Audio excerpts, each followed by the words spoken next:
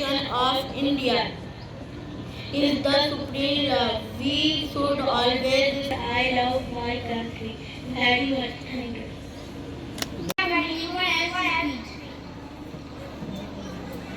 And dear audience, Assalamu alaikum wa rahmatullahi wa barakatuh. Today on this occasion, I will deliver my speech on the topic of FDS of parents.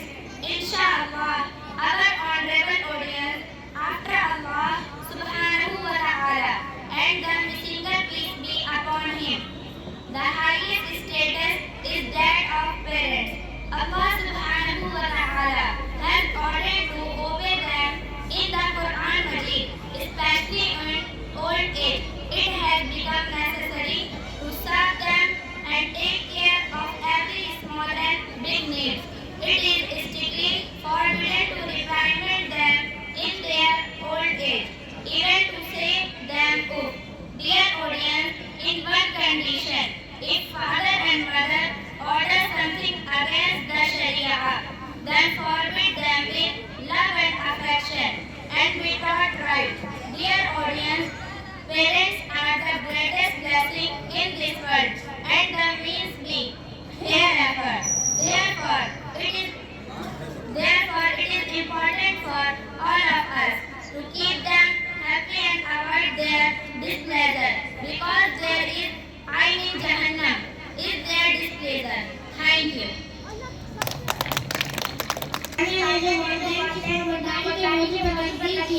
मैं चाहता हूँ कि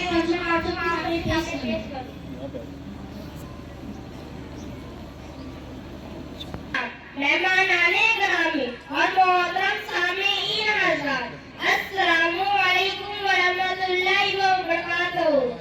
आज के इस programme में हमारी बहन सानिया ने वालिदैन की फरमाबरदारी के मौजू पर तकरीर की है, जो अंग्रेजी में थी। मैं उसका उर्दू में तर्जुमा कर देता हूँ।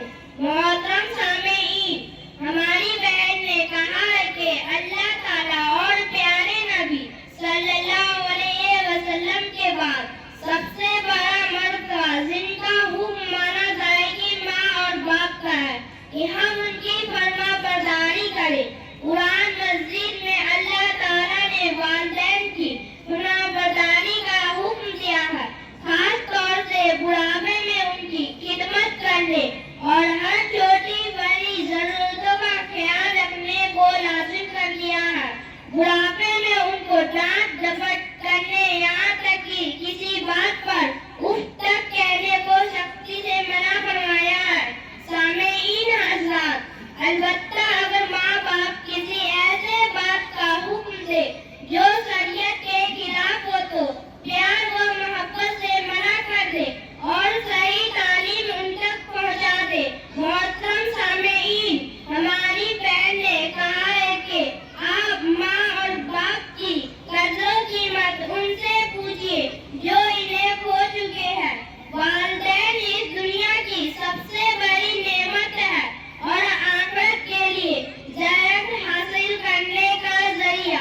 इसलिए हम सब के लिए बहुत जरूरी है कि हम वालिदैन को हमेशा खुश रखें और नाराज न होने दें, क्योंकि वालिदैन की नाराजगी हमें जहन्नम तक पहुंचा सकती है।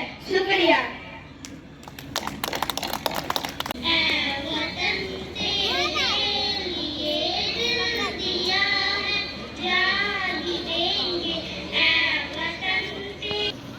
Good morning everyone. My name is Farha Mustafa.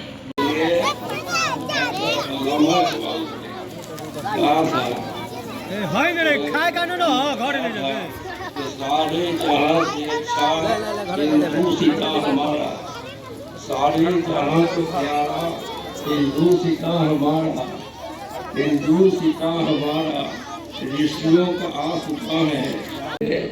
पहले का हुकूमत था तो अंग्रेजों से पहले लड़ाई जो है तो मुसलमान, हिंदू, सिख, ईसाई सबों ने पहले जंग लड़ाई ली और कुर्बानियाँ दी।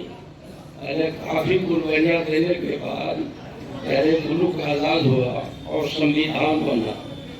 तो इसलिए पहले उस वक्त जो है अरे समझे कि हमारे मेरे डॉक्टर ने अम्बेडकर साहब जो कानून बनाए